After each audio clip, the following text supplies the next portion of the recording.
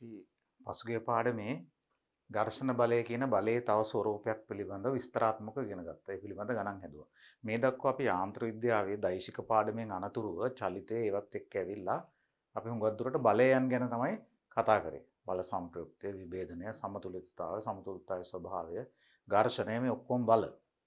අද අපි බලයත් එක්කම සම්බන්ධ වෙන ඒ වගේම භෞතික විද්‍යාවේ ඉතාම වැදගත් වෙන භෞතික විද්‍යාව අපි දිගින් දිගටම කතා කරන විශ්වයේ පැවැත්ම සම්පූර්ණයෙන්ම රඳා පවතින තවත් භෞතික සාධකයක් රාශියක් ගැන ඉගෙන ගන්න යනවා. එතන ඇත්තටම මේ රාශි තුනක් සම්බන්ධයි. කාර්ය, ශක්තිය, ක්ෂමතාවය. ඒ වගේම යන්ත්‍රයක් වගේ එක්කනම් කාර්යක්ෂමතාවය කියන එකත් අපි මේක ඇතුළටම ගත්තා නම් ලේසි. අන්නේ කරුණු ටික අද අපි කතා කරන්න යනවා. මේ බොහෝ දේවල් ඔබ සාමාන්‍ය පෙළදී යම් තරමකට ඉගෙනගෙන තියෙනවා. අපි ඉන්න ඔබට ටිකක් ගිහිල්ලා වඩා පැහැදිලිව හා නිවැරදිව මේ දේවල් ටිකක් ගැඹුරින් ඊට වඩා ඉගෙන ගැනීම තමයි අද කරන්නේ. දැන් අපි කාර්ය කියන එක ගත්තොතින් දැන් කාර්යයක් කෙරෙන්න වැඩක් කෙරෙන්න නේ වැඩක් කාර්ය කියන්නේ වැඩක් කෙරෙන්න ඇත්තටම විද්‍යාත්මකව ගත්තාම බලයක් විස්ථාපනය වෙන්න ඕන. බලයන් එහෙට මෙහෙට විස්ථාපනය වීමෙන් තමයි කාර්ය කෙරෙන්නේ. ඒ අනුව බලයක් සාමාන්‍යයෙන් බලයේ අපි දන්නවනේ බලයේ දෛශිකයක්නේ දිශාවක් තියෙනවා. ඒ සම්පූර්ණ බලය හෝ බලයේ කොටසක් ඒ කියන්නේ සංරචකයක් හරි ඒ විස්ථාපනය යම් ඒ සංරචකයේ පැත්තට එහෙම නැත්නම් බලයේ පැත්තට බලය විස්ථාපනය වුණොත් අපි කාර්යයක් කරනවායි කියලා කියනවා. ඒ කියන්නේ කාර්යයක් කෙරෙන්න බලයක් විස්ථාපනය වෙන්න ඕන එක්කෝකේ අභිදිශාවට. අභිදිශාව කියන්නේ බලයේ ඊතලයේ දිශාවට. එහෙම නැත්නම් අඩු ගානේ බලයේ සංරචකයක් හරි ඒ සංරචකයේ ඊතලයේ පැත්තට විස්ථාපනය වෙන්න ඕන. එහෙම වුණාම තමයි කාර්යයක් කෙරෙන්නේ. සාමාන්‍යයෙන් අපි පොඩි පන්තියේ ඉගෙන ගන්නේ කාර්ය කියන්නේ බලය වැඩි කිරීම විස්ථාපනය කියලා. අපි බලය දැන් ඉගෙනගෙන තියෙනවා. බලයක් විස්ථාපනය වුණාම කාර්ය කෙරෙනවා.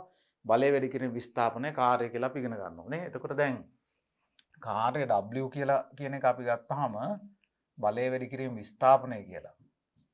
බලය වැඩි කිරීම විස්ථාපනය. මේ බලය F මේ විස්ථාපනය S කියලා ගත්තාම සාමාන්‍යයෙන් මේක හරියන්නේ බලය තියෙන්නේ විස්ථාපනයේ පැත්තටම නම්. ඉතින් මෙච්චර කල් අපි කරපු හුඟක් ගැටලු වල විශේෂයෙන් සාමාන්‍ය පෙළ මට්ටමේදී අපිට දෙන හැම බලයක්ම විස්ථාපනයේ පැත්තටමයි තියෙන්නේ. ඉතින් බලය විස්ථාපනයෙන් වැඩි කරපුවම අපිට කරදරයක් නැතුව කාර්යය එනවා. ඒක වර්ධින්නේ නැහැ. ඒ කියන්නේ උදාහරණයකට මේ වගේ වස්තුවක් තිබුණා කියලා හිතමුකෝ. මේ වස්තුව මත බලයක් යදෙනවා මේ පැත්තට.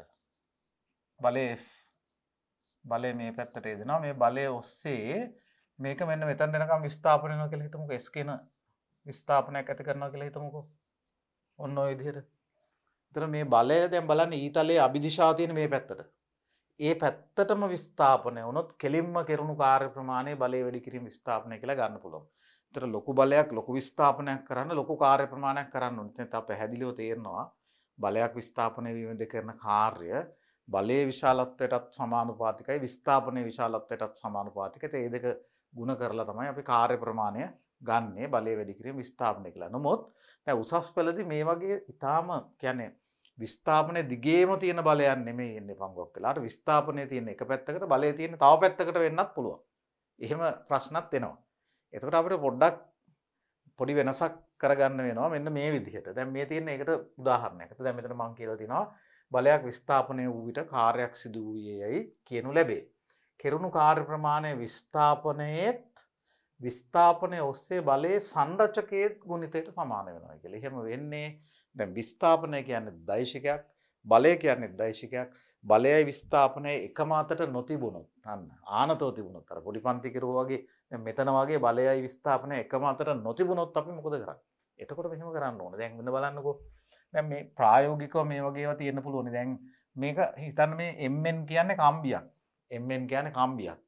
මේ කම්බිය පබළුවක් ඇතුලෙන් දාලා තියෙනවා. මේ පබළුවේ පුංචි සිදුරක් තියෙනවා කියලා හිතන්නකෝ. පබළුවේ පුංචි සිදුරක් තියෙනවා මෙතන. ඒතර මේ සිදුර ඇතුලෙන් මේ කම්බිය දාලා තියෙන්නේ. කම්බිය හොඳට ඇදලා හයි කරලා තියෙන Mn පබළුව B කියන තැන තියෙනවා. එතකොට මේ පබළුවට යන්න පුළුවන් කම්බිය දිගේ විතරයි. කම්බිය දිගේ විතරයි කියලා හිතන්නකෝ. යන්න පුළුවන් කම්බිය දිගේ විතරයි. අපි බලයක් දානවා මෙන්න මේ F කියන බලය මේ බලය දාන්නේ කම්බියට මේ කම්බිය දිගේ යන්න පුළුවන් දිශාවට අල්ෆා කෝණයක් ආනතව. දැන් මේ පබළුව කම්බිය දිගේ යන එකක් නැද්ද? යන්න පුළුවන්. මොකද මේ බලයේ කොටසක් නැත්නම් බලපෑමක් නේද? බලපෑමක් මේ පැත්තට තියෙනවා. කම්බිය දිගේ තියෙනවා. ඒකට තමයි අපි කියන්නේ සංරචකය කියලා බලය. එතකොට මේ බලයේ සංරචකය මේ පැත්තට මොකද්ද? ආල්ෆා කෝණයක් ආනත පැත්තට සංරචකය F cos alpha ඊට ලම්බක පැත්තටත් සංරචකයක් තියෙනවා. ඊට ලම්බක පැත්තට තියෙන සංරචකය F sin alpha. මේ පැත්තට F sin alpha තියෙනවා මේ පැත්තට F cos alpha තියෙනවා. මේ දක්වාම යාන්ත්‍රික විද්‍යාව අපි ඕකනේ කළේ. බල හදයිශක විභජනය කරුවානේ නේ. කෝණේ තියෙන පැත්තට cos ඊට ලම්බක පැත්තට sin කියලා මේ කොටස මේ බලයේ මේ සංරචකය කම්බියට ලම්බකයි. මේ සංරචකය මේ ලම්බක පැත්තට විස්ථාපනය වෙන්නේ නැහැ. ඒතර මේකෙන් කාර්යයක් කරන්නේ නැහැ. ඒතර මේ බලයේ මේ මුළු බලයෙන් නෙමේ කාර්ය කරන්නේ බලයේ කොටසකින් තමයි මේ වගේ ලාක කාර්ය කරන්නේ. මොකද්ද බලයේ කොටස කාර්යයට සහභාගී වෙන? අන්න අර විස්ථාපනයේ දිගේ තියෙන කොටස. නැත්නම් විස්ථාපනයේ දිගේ තියෙන සංරචකය තමයි මේ වෙලාවේ වැඩ කරන්න උදව් කරන්නේ. වැඩ කරන්න ප්‍රායෝගිකව උර දෙන්නේ මේ බලයේ මෙන්න මේ සංරචකය. දැන් මෙතන F cos alpha කියන විස්ථාපනයේ දිගේ තියෙන සංරචකය තියෙනවානේ. අන්නේ සංරචකය හොයාගත්තොත් ඒ සංරචකය F cos alpha මේ පැත්තට තියෙන සංරචකය. එතන මම මෙන්න මෙහෙම ලකුණු කරොත් විස්ථාපනයේ දිගේ තියෙන බලයේ සංරචකය F cos alpha. එතකොට දැන් බලන්නකෝ මේ F cos alpha වගේම ලම්බක සංරචකයකුත් තියෙනවා මේ කම්බියට. කම්බියට ලම්බක සංරචකය F sin alpha. දැන් මේ F sin alpha වලින් වැඩක් කරන්නේ නැහැ. මොකද ඒක මේ කම්බියට ලම්බකනේ. ඒකට වැඩක් කරන්නේ කම්බිය දිගේ තියෙන සංරචකයෙන් විතරයි. දැන් කම්බියට ලම්බකව සංරචකයක් තිබුණට පබළුවට යන්න බෑ මේ පැත්තට. එහෙම යන්න එක්ක පබළුව කැඩෙන්න ඕන නැත්නම් කම්බිය කැඩෙන්න ඕන. අපිට මේ දෙකම වෙන්නේ නැත්නම් වෙන්නේ මොකද්ද? මේ බලයේ සංරචකයක් කම්බිය දිගේ තියෙන හින්දා F cos alpha කියන සංරචකයෙන් පබළුව ඇදිලා යනවා මේ පැත්තට. දැන් ඔහොම පබළුව S දුරක් ඇදලා ගියා කියලා හිතන්නකො. ඒතර මේකත් විස්ථාපනයක්. S කියන එකත් විස්ථාපනයක්. දැන් ඇත්තටම කරනු කාර්ය ප්‍රමාණය වෙන්නේ මොකද්ද? මේ F cos alpha වැඩි කිරීම S. ඒ නිසා සාධාරණ වශයෙන් කියනවා නම් අපි කියන්නේ S කියන විස්ථාපනයක් ඇති කළොත් F කියන බලයක් කරන කාර්ය ප්‍රමාණය Fs cos alpha කියලා. අල්ෆා කියන්නේ බලය කියන දෛශිකයේත් විස්ථාපන දෛශිකයත් කියන මේ දෛශික දෙක අතර කෝණය. ඒත් දෛශික දෙක අතර කෝණය අල්ෆා නම් කිරණ කාර්ය ප්‍රමාණය Fs cos alpha. S කියන්නේ විස්ථාපනය, F කියන්නේ බලය, අල්ෆා කියන්නේ මේ දෛශික දෙක අතර කෝණය. ඒත් මෙන්න මේ විදිහට කාර්ය ප්‍රමාණය එන්නේ Fs cos alpha කියලා. බලන්න. mn කම්බියකට අමුණා ඇති b පබළුව සලකන්න. එම පබළුවට ගමන් කළ හැක්කේ mn කම්බිය දිගේ පමණයි. පබළුවට mnට අල්ෆා කෝණයක් කාන්ත දිශාවකට F බලයක් යොදලා තියෙනවා. මේ ඔක්කොම ලියලා තියෙනවා ඔයගලන්ට බලන්න පුළුවන්. මේ බලය හේතු කොටගෙන පබළුව කම්බිය දිගේ විස්ථාපනයක් ඇති කරයි. මෙහිදී විස්ථාපනය වී ඇත්තේ F බලයේ කම්බිය ඔස්සේ ඇති සංරචකය වන F cos alpha පමණක් බව පැහැදිලි. මොකද F sin alpha ඊට ලම්බකනේ. ලම්බක දෛශිකයක් මේ පැත්තට මුණු විස්ථාපනයේ බිඳුවයි නේ. මේක මේ පැත්තට විස්ථාපනයක් ඇති වෙන්න විදියක් නැහැ නේ. මේකෙන් ඇති වෙලා තියෙන මේක ලම්බකයිනේ. ඒතර විස්ථාපනයක් ඇති කරන්නේ නැහැ F sin alpha. ඒ නිසා කාර්ය කරන්නේ F cos alpha වලින් විතරයි. ඒ F cos alpha කියන බලය විස්ථාපනයෙන් වැඩි කරපුවම Fs cos alpha කියලා මේක එනවා. දැන් ඇත්තටම කියනවා නම් දැන් මෙතන මේ වැඩි වෙන්නේ දෛශික දෙකක්. F cos alpha කිව්වත් දෛශිකයක්නේ. බලයේ සංරචකය. එතකොට S කියන්නේ දෛශිකයක්. දැන් බලන්න ඔයගලන්ට පේනවා ඇති මෙතන දෛශික දෙකක ගුණිතයක් තියෙන්නේ. අපි දෛශික පාඩමේදී හරි ගැඹුරින් මේක කතා කරන්නේ අපි කිව්වා දෛශික දෙක ගුණිතයට උත්තරේ හැටියට දෛශිකයක් එන්නත් පුළුවන් අදිශයක් එන්නත් පුළුවන් කියලා. මේ තියෙන්නේ දෛශික දෙකක ගුණිතයෙන් අදිශයක් එන අවස්ථාවක්. කාර්ය කියන එක දෛශිකයක් නෙමෙයි. ඒක මේ බලය කියන දෛශිකයේ විස්ථාපනය කියන දෛශිකයේ ගුණිතයෙන් එන්නේ. හැබැයි ඒකට අපි කියනවා තිත් ගුණිතය කියලා. මේ තියෙන තිතක් තමයි දාන්න ඕන. කතිර ගුණිතය කියලා තවත් දෛශික දෙකක් වැඩි කරන ක්‍රමයක් තියෙනවා. කතිර ගුණිතය ක්‍රමයේදී එන්නේ උත්තරයට දෛශිකයක්මයි. තිත් ගුණිතය ක්‍රමයේදී උත්තරයට එන්නේ අදිශයක්. ඒ නිසා මෙතන ඇත්තටම මේ තිත් ගුණිතය එන්නේ නමුත් ඇත්තටම ඒ විදිහට අපෙන් උසස් පෙළදී මේක බලාපොරොත්තු වෙන්නේ නැහැ. මම ඔබට නිකන් කිව්වේ මේ අවස්ථාව හොඳ අවස්ථාවක් නිසා තිත් ගුණිතය ගැන කතා කරන්න. දෛශික දෙකක් අතර ගුණ වෙනකොට ඒ දෛශික දෙක ගුණ වෙලා අදිශයක් එන හොඳම උදාහරණයක් හැටියට කාර්ය ඕනනම් මතක තියාගන්න. කාර්ය අදිශයක්. හැබැයි කාර්ය කියන අදිශය ලබා දෙන දෛශික දෙක ඒ කියන්නේ කාර්ය කියන අදිශය ලැබෙන්නේ දෛශික දෙකක ගුණිතයෙන්. දෛශික දෙක ගුණිතයෙන්. හැබැයි හම්බ වෙන්නේ අදිශයක්. මොකද්ද දෛශික දෙක? එකක් බලයක්, එකක් විස්ථාපනය. දෙකම දෛශික. හැබැයි එතකොට බලයේ විස්ථාපනය ඔස්සේ සංරචකය තමයි ගන්න ඕන දෛශිකය එතන විස්ථාපන දෛශිකය මේ බලයේ දෛශිකය හැටියට. එක කොටසක් තමයි ගන්න ඕන. එතකොට යම් විදිහකින් බලය තියෙන්නේ මේ අපි පහුගිය අවුරුදු වල කළා වගේ සාමාන්‍ය පෙළදී. බලය තියෙන්නේ විස්ථාපනයේ දිගේම නම් බලයේ අභිදිශාව එහෙනම් කෙලින්ම fs කියලා බලය විස්ථාපනයෙන් වැඩි කරලා ගන්න පුළුවන්. එතකොට මේ ආල්ෆා කෝණය බිඳුව වෙනවා. ආල්ෆා කෝණය බිඳුවයි ආල්ෆා බිඳුව වුණොත් මේ cos ආල්ෆා cos බිඳුව එක වෙලා කාර්ය ප්‍රමාණය fs වෙනවා.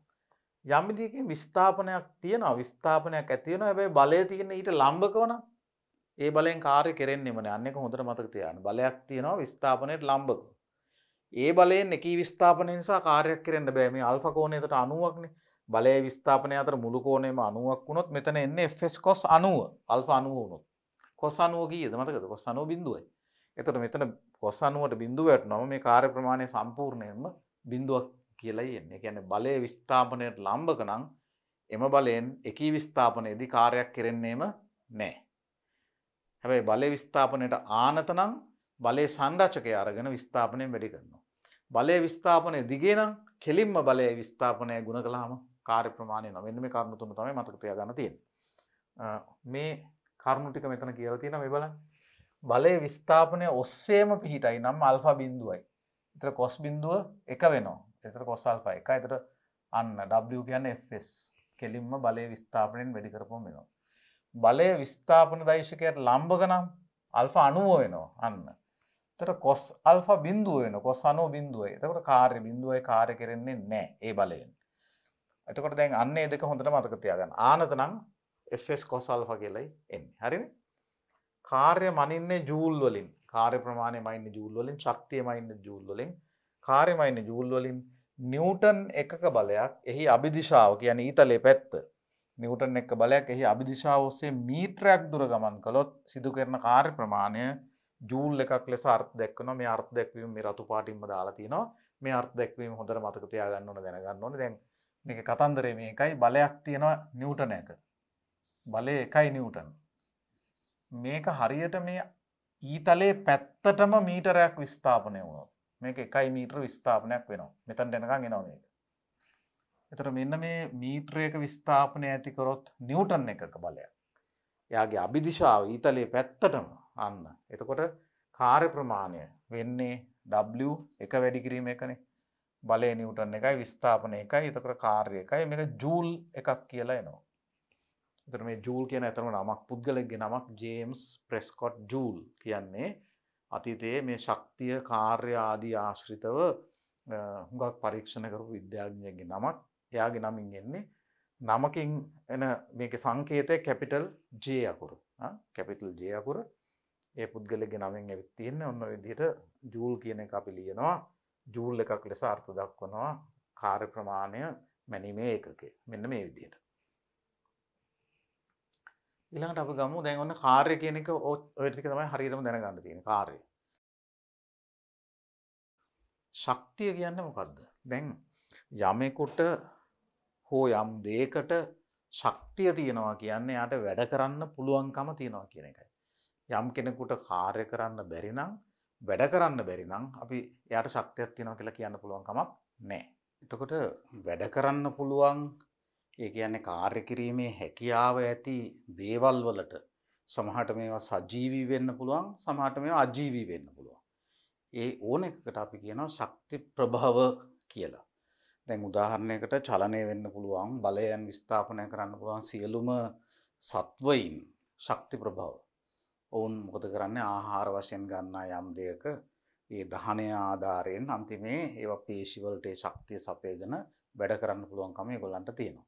ඊට අමතරව ශක්තිය විවිධ ප්‍රභේද තියෙනවා. ශක්තිය ගබඩා වෙලා තියෙන විදි තියෙනවා. අපි දන්නවා පොළොව යට ගල් අඟුරු පොසිල ඒ වශයෙන් ශක්තිය ගබඩා වෙලා තියෙනවා. සමහරට චලනය වෙන වෙනත් අජීවී දේවල් වල අපි තුමු වේගයෙන් හමන හුළඟකට කාර්ය කිරීමේ හැකියාව තියෙනවා. ඒත් අපි කියනවා ඒ හුළඟට ශක්තියක් තියෙනවා. ඒත් අපි ඒ සුළඟේ ශක්තිය කියන එක අපි ඕක පාවිච්චි කරලා ඔයගොල්ලෝ දන්නවා. සුළං මගින් ක්‍රියා කරන මෝල් නැත්නම් වින්ඩ් මිල්ස් කියලා අපි කියනවා නේද? ඒවා කරකවාගෙන ඒකෙන් අපිට පුළුවන් ශක්තිය උපදවා ගන්න වෙනත් ප්‍රභේද වලට පරිවර්තනය කළා විද්‍යුතය වගේ. සූර්යාලෝකයේ ශක්තිය තියෙනවා, තාපයේ ශක්තිය තියෙනවා, විද්‍යුත් ශක්තිය. මෙතන මුළු විශ්වයම බැඳිලා පදනම් වෙලා තියෙන්නේ මේ බලවලිනුයි, ඒ බලයන් නිසා උපදින ශක්තියින්ගෙනුයි. ඒ නිසා භෞතික විද්‍යාවේ මූලික වශයෙන් ඉගෙන ගන්න දේවල් ඇතුලේ මේ බලයන් හා කාර්ය ශක්තිය පිළිබඳ කතාන්තරය තියෙනවා. එතකොට දැන් ශක්තිය කියලා කියන්නේ එතකොට කාර්ය කිරීමේ හැකියාව කියලා අපි කෙටියෙන් කියන්නේ. ඒ අනුව ඔබගෙන් ඇහුවොතින් මොකද්ද ශක්තිය කියන්නේ කියලා මේ කාර්ය කිරීමේ හැකියාව. ඒතර යමකට කාර්ය කිරීමේ හැකියාව නැත්නම් වැඩ කිරීමේ හැකියාව නැත්නම් ඒකට ශක්තිය තියෙනවා කියලා කියනවා. මෙසේ ශක්තිය අන්තර්ගත දේ ශක්ති ප්‍රභව ලෙස හැඳින්වේ. නොඑක් ප්‍රභවවල නොඑක් මුහුණු වලින් ශක්තිය ගබඩා වී තියෙන්න පුළුවන්. පැහැදිලිනේ? එතකොට අපිට හම්බෙන විවිධ මුහුණුවර ගණනාවක් තියෙනවා මම කලින් කිව්වා වගේ. තාප ශක්තිය, ආලෝක ශක්තිය, විද්‍යුත් ශක්තිය, විභව ශක්තිය. දැන් දුන්නක උනත් ඇදිච්ච සම්පීඩනය වෙච්ච දුන්නක ශක්තිය තියෙන. ඒකට වැඩ කරන්න පුළුවන්. ඔයගොල්ලෝ දන්නවා මේ ඉස්සර කාලේ තිබුණේ වයින් කරන්න පුළුවන් ඔරලෝසු. ඇතුලේ දුන්නක් තියෙන්නේ. ඒ දුන්නේ ශක්තියෙන් තමයි මේ ඔරලෝසු දවස් ගාණක් වැඩ කරන්නේ. දැන් නම් විද්‍යුතෙන් පොඩි බැටරි කෑල්ලකින් වැඩ කරන ඔරලෝසු ඒ වගේ තියෙනවා. එතකොට මේ වැඩ කිරීමේ හැකියාව ඒක නොඑක් මුහුණු වලින් මුහුදේ රැලි ඒ රැලි වලට තියෙන වැඩ කිරීමේ හැකියාව. ඒ නිසා මේ මුහුදු රැල්ල ශක්ති ප්‍රභවයක්. මේ විදිහට නොඑක් දේවල් දැන් ප්ලාස්ටික් ආදී දේවල් පොඟ කළාට ගිනි තියන්න පුළුවන්. ඒවේ ශක්තිය තියෙනවා. විතරක් නෙමෙයි අපද්‍රව්‍ය හැටියට අහක් දාන කුණු වල ශක්තිය ගබඩා වෙලා තියෙනවා. අපේ ඒවා දිරන් දැරලා ඒවෙන් අර ඔයගොල්ලෝ දන්නවා ජෛව වායු අපිට පුළුවන් උපදවා ගන්න නේ. බයෝගෑසස් කියන්නේ අන්න ඒවේ ශක්තිය තියෙනවා. ඒ ශක්තිය රසායනික මුහුණු වලින් හැංගිලා ගබඩා වෙලා තියෙන්නත් පුළුවන්. ඉතින් අන්න ඒ විදිහට ශක්තිය පිළිබඳ නොයෙක් ප්‍රභේද තියෙනවා. ප්‍රභවයක ශක්තිය මැනීමට සිදුවන්නේ ඒට කළ හැකි කාර්ය ප්‍රමාණය. ඒතර යම් ප්‍රභවයකට කොච්චර ශක්තිය තියෙනවද? එතන මට කොච්චර ශක්තිය තියෙනවද කියලා කොහොමද හොයන්න වෙන්නේ? ඉතින් වැඩක් පවර්ලා බලන්න ඕනේ නේ. වැඩේ කරගෙන ගිහිල්ලා බැරි වෙනකම්ම වැඩ කරලා ඉවර වුණාම අන්නේ කරපු වැඩ ප්‍රමාණය තමයි මට තිබුණු ශක්තිය. ඒතර යමෙකුට තිබුණු ශක්තිය මනින්න වෙන්නේ එයාට කරන්න පුළුවන් කාර්ය ප්‍රමාණය. වෙන විදියක් නැහැනේ. එතකොට යමෙක්ගේ ශක්තිය නැත්නම් ප්‍රභවයක ශක්තිය ප්‍රමාණිකව ප්‍රමාණයක් හැටියටම අයිනවා නම් අපිට අන්තිමේ බලන්න වෙන්නේ ඒ ශක්ති ප්‍රභවයට කළ හැකි කාර්ය ප්‍රමාණය ඒ ප්‍රභවයේ අන්තර්ගත ශක්තිය හැටියටයි. හරිනේ මේ බලන්න. ප්‍රභවයක ශක්තිය මැනීමට සිදුවන්නේ එයට කළ හැකි කාර්ය ප්‍රමාණයනි. මේ අනුව ශක්තිය මැනීමේ ඒකකයක් ජූල්. යම් කෙනෙකුට ජූල් 50ක් වැඩ කරන්න පුළුවන් නම් අපි කියනවා එයාගේ ශක්තියත් ජූල් 50යි කියලා. එහෙනම් කාර්යමයින ඒකකයේ වන ජූලේ තියෙනවනේ. ඒ ජූල් වලින්ම තමයි ශක්තියමයි ඉන්නේ SI ක්‍රමයේදී අන්තර්ජාතික ඒකක ක්‍රමයේදී. එතකොට SI ක්‍රමයේ යටතේ විවිධ ප්‍රභේදවල ශක්තියින් එකම ඒකකයකින් මයින්න තීරණය කරලා තියෙනවා. ඒතර අතීතයේ තිබුණ නොයෙක් ඒකක ශක්තියමයි ඉන්න. නමුත් වත්මන් යුගයේ අපි SI ක්‍රමයේ යටතේ සියලුම ශක්ති ප්‍රභේද ජූල් වලින්ම මයින්න තීරණය කරලා තියෙනවා. ඊළඟට ශක්තිය පිළිබඳ කතා කරනකොට අපි ආපහු සාමාන්‍ය පෙළ ඉගෙන ගත්ත නීතියක් සිද්ධාන්තයක් අපි ආපහු මතක් කරන මූලධර්මයක්. අපි ඒකට කියනවා ශක්ති සංස්ථಿತಿ මූලධර්මය කියලා. ශක්තිය මවන්න හෝ නසන්න බැරිය කියලා ලොකු නේද නීතියක් නැත්නම් සිද්ධාන්තයක් මූලධර්මයක් තියෙනවා. ශක්ති සංස්ථිතිකයි කියන්නේ වැඩි කරන්නත් බෑ අඩු කරන්නත් බෑ කියන එකයි. සාමාන්‍යයෙන් ගැඹුරට ඔයගොල්ලෝ ඉගෙන ගන්නකොට පේරෙන්නේ ශක්තිය ඇත්තටම උපදවන්න පුළුවනි මවන්න පුළුවනි ස්කන්ධය මාර්ගයෙන්. ස්කන්ධය ශක්තිය බවට පරිවර්තනය කරගන්න පුළුවන්. ඒ වගේම ශක්තිය හරිනම් ස්කන්ධ බවට පරිවර්තනය කරගන්න පුළුවන් වෙන්න ඕනේ. ඉතින් මේ දේවල් ඇත්තටම මිනිස්සු දැනගත්තේ ඔය 20 වෙනි සතවර්ෂයේ මුල් භාගයේ වගේ මම කිව්වා වගේ ක්වොන්ටම් වාදය ඊළඟට ඉතා කුඩා අංශු ගැන මිනිස්සු හදාරන්න පටන් ගත්තාම ඒ වගේම න්‍යෂ්ටික ක්‍රියාවන් ගැන න්‍යෂ්ටිය බිඳින්න මිනිස්සුන්ට පුළුවන් වුණාම විශේෂයෙන් න්‍යෂ්ටික විඛණ්ඩනය න්‍යෂ්ටික විලයනය වගේ ක්‍රියාවන් දැනගත්තට පස්සේ මිනිස්සුන්ට තේරුණා ස්කන්ධය ශක්තිය බවට පරිවර්තනය කරන්න පුළුවන් කියලා. දැන් ඔය අපි දන්නවා විශ්වය පුරා පැතිරලා තියෙන සූර්යෝ මහා ගොඩක් ඉන්නවනේ. මේ සූර්යෝ මහ විශාල ශක්ති ප්‍රභව නේද? මුළු ග්‍රහලෝක මණ්ඩලයකටම ශක්තිය බෙදා හරින්නේ අර සූර්යයා. සූර්යයා ඇත්තටම කොහෙන්ද මේ ශක්තිය උපදවන්නේ? එයාගේ මේ ඇතුලේ තියෙන හයිඩ්‍රජන් හීලියම් බවට පරිවර්තනය වීමෙන් න්‍යෂ්ටික ක්‍රියාවලියක් ක්‍රියාදාමයක් සිද්ධ වෙනවා. මේ න්‍යෂ්ටික ක්‍රියාවලියේදී යම්කිසි හයිඩ්‍රජන් ප්‍රමාණයක් හීලියම් බවට පරිවර්තනය වීමේදී අර උපදින හීලියම් ප්‍රමාණයයි එයට සම්බන්ධ වන හයිඩ්‍රජන් ප්‍රමාණයේ ස්කන්ධ අතර වෙනසක් තියෙනවා. අඩුවක් එනවා. ඒ කියන්නේ ප්‍රතික්‍රියාවට සම්බන්ධ වන හයිඩ්‍රජන් ප්‍රමාණයේ ස්කන්ධයට වඩා ඒන් උපදින හීලියම් වල ස්කන්ධය ටිකක් අඩුයි. ඒ වෙනස පුංචි වෙනස ලොකු ශක්ති ප්‍රමාණයක් බවට පරිවර්තන වෙලා පිට වෙනවා. ඒ කියන්නේ ස්කන්ධයේ ශක්තිය බවට පරිවර්තනය වීම. මේක මුලින්ම සමීකරණයක් එක්ක ඉදිරිපත් කෙරුවා අයින්ස්ටයින් E = mc වර්ගය කියන සමීකරණය. දැන් අපට ඒ හරියට යන්නේ නැති වුණා නැත්තම් අපි න්‍යෂ්ටික ක්‍රියාවන් සලකන්නේ නැත්තම් න්‍යෂ්ටික විලයනය න්‍යෂ්ටික විඛණ්ඩනය ඒ වගේ ඒවා ගණන් ගන්නේ නැත්තම් සාමාන්‍ය අපි දකින භෞතික විද්‍යාවේ ක්‍රියාවලදී අපිට ගන්න පුළුවන් ශක්තිය සංස්ථිතිකයි කියලා. ඔය අපි කියපු විවිධ ශක්ති ප්‍රභේද මෙතන න්‍යෂ්ටික ශක්තිය මම කිව්වේ නෑනේ. ඒ ඇරෙන්න මම කියපු විවිධ ශක්ති ප්‍රභේද ගත්තොත් ඒවා වෙන ප්‍රභේදයකට පරිවර්තනය වෙනවා මිසක් ඒවා නැති වෙලා යන්නේ නැහැ. ඒකයි කියන්නේ ඒ වගේම තමයි ශක්තිය එකක් තව එකකට පරිවර්තනය කරගන්නවා මිසක් අලුතෙන් උපදවන්නත් බෑ. අන්නේ කතන්දරේ හුඟක් වෙලාවට යම් යම් සරල මූලධර්ම වලදී අපිට යොදව ගන්න පුළුවන්. අපි ඒකට කියනවා ශක්ති සංස්ථිති මූලධර්මය කියලා. ශක්තිය මැවීම හෝ නැසීම සිදු කළ නැහැ. ඒතර මම කියපු වගේ න්‍යෂ්ටික ක්‍රියාවල් ආදී අතහැරලා දැම්මොත් ඒ සාමාන්‍ය ක්‍රියාවලින් වලට මේක හරියනවා. එක ශක්ති ප්‍රභේදයක් තවත් ප්‍රභේදයක් බවට පරිවර්තනය වීම පමණක් සිදුවේ. මේ ශක්ති සංස්ථිති මූලධර්මයයි. බොහෝ ක්‍රියාවලින්හිදී ශක්තිය සංස්ථිතිකව පවතී. එසේ නොවන්නේ න්‍යෂ්ටික විලයනය හා විඛණ්ඩනය වැනි ක්‍රියාවලදී. මම මෙතන පොඩ්ඩක් ඒ වාක්‍ය දාලා තියෙනවා. මොකද අපි දැන් උසස් පෙළින් එහාට යනකොට අපි ඒ වගේ මාතෘකාවලට යන නිසා අපි දැන් ඉඳලා චුට්ටක් ඔළුව හදා ගන්න ඕන. මේ දේවල් 100%ක්ම සත්‍ය නෙවෙයි. නමුත් යම් යම් සීමා යටතේ අපි උසස් පෙළ ඉගෙන ගන්න ඒවා සත්‍යයි කියන එක අපි මතක තියාගන්න ඕන. ඊළඟට අපි යාන්ත්‍ර විද්‍යාව කොටසේ වැඩිපුරම කතා කරන්නේ මම කිව්ව ශක්තිය ප්‍රභේද ගණනාවක් ගැන. ආලෝක ශක්තිය, තාප ශක්තිය, විද්‍යුත් ශක්තිය, චුම්බක ශක්තිය මේ වගේ. ලොකු අපිට පුළුවන් ශ්‍රේණියක්ම ශක්ති ප්‍රභේද කතා කරන්න. එයින් අපි යාන්ත්‍ර විද්‍යාවේදී කතා කරනවා ශක්තිය යාන්ත්‍රික ස්වරූප දෙකක් ගැන. එකක් තමයි ගුරුත්වාකර්ෂණ විභව ශක්තිය. ගුරුත්වාකර්ෂණ විභව ශක්තිය. පෘථිවිය සමීපයේ තියෙන වස්තුන්ට ඒ වගේම පෘථිවිය ඈතට ගියත් යම් තරමකට ක්‍රමයෙන් අඩුවන විභව ශක්තියක් වස්තුන්ට ඇති වෙන්න පුළුවන්. අපි මේකට කියනවා ගුරුත්වාකර්ෂණ විභව ශක්තිය කියලා. අනිත් එකට කියනවා චාලක ශක්තිය, යාන්ත්‍රික චාලක ශක්තිය. එතකොට ශක්තිය යාන්ත්‍රික ස්වරූප දෙකයි. එකක් ගුරුත්වාකර්ෂණ විභව ශක්තිය, අනිත් එක චාලක ශක්තිය. අපි මේ දෙක හරියට ඉගෙන ගන්න ඕනේ යාන්ත්‍ර විද්‍යාවෙත් තමයි අපි මෙන්න මේ ශක්ති ප්‍රභේද දෙක ඉගෙන ගන්න යාන්ත්‍ර විද්‍යාවේදී. දැන් උදාහරණයකට අපි ආලෝක ශක්තිය, ආලෝකයේ හැසිරීම මේ ශක්ති ප්‍රභේදය ගැන ආලෝකයේ කොටසදී ඉගෙන ගන්නවා ප්‍රකාශ විද්‍යාව. ඒ වගේ මෙතන තරංග තියෙනවා. තරංග වල ඇතිවන ශක්තිය අපි වෙනම තරංග චලිතය ඉගෙන ගන්නවා. ඒ වගේ යාන්ත්‍ර විද්‍යාවේදී අපි මෙන්න මේ ප්‍රභේද දෙක තමයි මූලික වශයෙන් මෙතනදී ඉගෙන ගන්න. ගුරුත්වාකර්ෂණ විභව ශක්තියයි චාලක ශක්තියයි. ඉස්සෙල්ලා අපි ගමු ගුරුත්වාකර්ෂණ විභව ශක්තිය මෙතන. අපි කියනවා gravitational potential energy කියලා. විභව ශක්තියට කියනවා potential energy කියලා.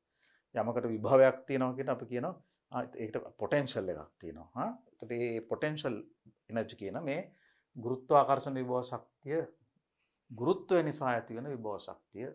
සාමාන්‍යයෙන් විභව ශක්තියක් කියලා කියන්නේ යම් දෙයක පිහිටීම නිසා එයාගේ තැන හින්දා එයාට හම්බ වෙන ශක්තිය.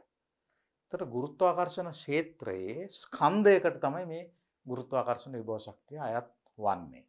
ගුරුත්වාකර්ෂණ ක්ෂේත්‍රයේ ස්කන්ධයක පිහිටීම අනුව තියෙන තැන අනුව ඒකට අයිති වෙන ශක්තියක් තියෙනවා. එයාට වැඩ කරන්න පුළුවන් හැකියාවක් ඉබේම ඇති වෙනවා. අන්න ඒකට තමයි අපි ගුරුත්වාකර්ෂණ විභව ශක්තිය කියලා කියන්නේ. පිහිටීමෙන් ඇති වෙන ශක්තියක්. එතකොට ඒක ගුරුත්වාකර්ෂණ ක්ෂේත්‍රයේ ඇති ස්කන්ධයක පිහිටීම අනුව ඊට අයත් වන ශක්තිය ගුරුත්වාකර්ෂණ විභව ශක්තිය නම් වේ. අන්න ස්කන්ධයෙහි පිහිටීම වෙනස් වන විට ඒ සමග මේ විභව ශක්තියත් වෙනස් වෙන්න පුළුවන්. පිහිටීම වෙනස් විය හැකි නම් ඒ පිහිටීම වෙනස් වෙනකොට ඒකම ගුරුත්වාකර්ෂණ විභව ශක්තියත් වෙනස් වෙන්න පුළුවන්. මින් ඉදිරියට පෘථුවියට සමීපව පිහිටි වස්තුවක ගුරුත්වාකර්ෂණ විභව ශක්තිය පමණක් සලකා බලනවා. දැන් පෘථුවිය ඔබ දන්නවා අපි පෘථුවිය මෙහෙම පොඩියට ගත්තොත් අපි හිතමු පෘථුවිය මේ වගේ තියෙන කියලා.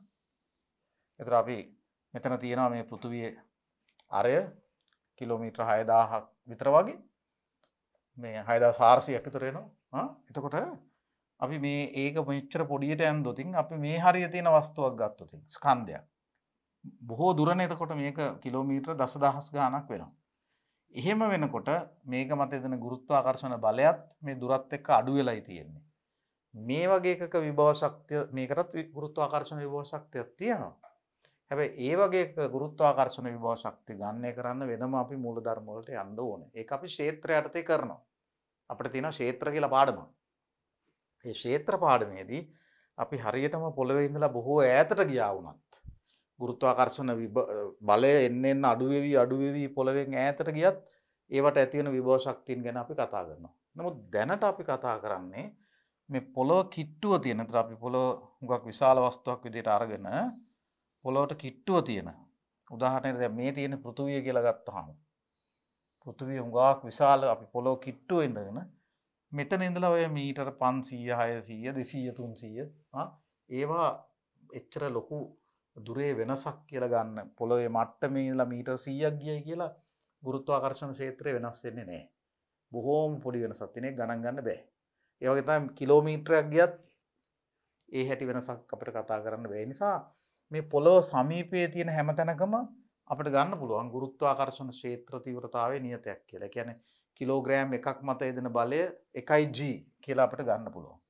කිලෝ එකක් ගත්තොත් එකක් මත එන බලය මේක 1 කිලෝග්‍රෑම් නම් මේ පොළොව කිට්ටුව ඕනම තැනකදී මේක මත අපි මෙච්චර කල් ගණන් හැදුවෙත් එහෙම තමයි ගුරුත්ව බලය අපි වෙනස් වෙනවා කියලා ගත්තේ නැහැනේ නේ. මේක 1g කියලා ගන්න පුළුවන්. එකක් මත බලය 1g.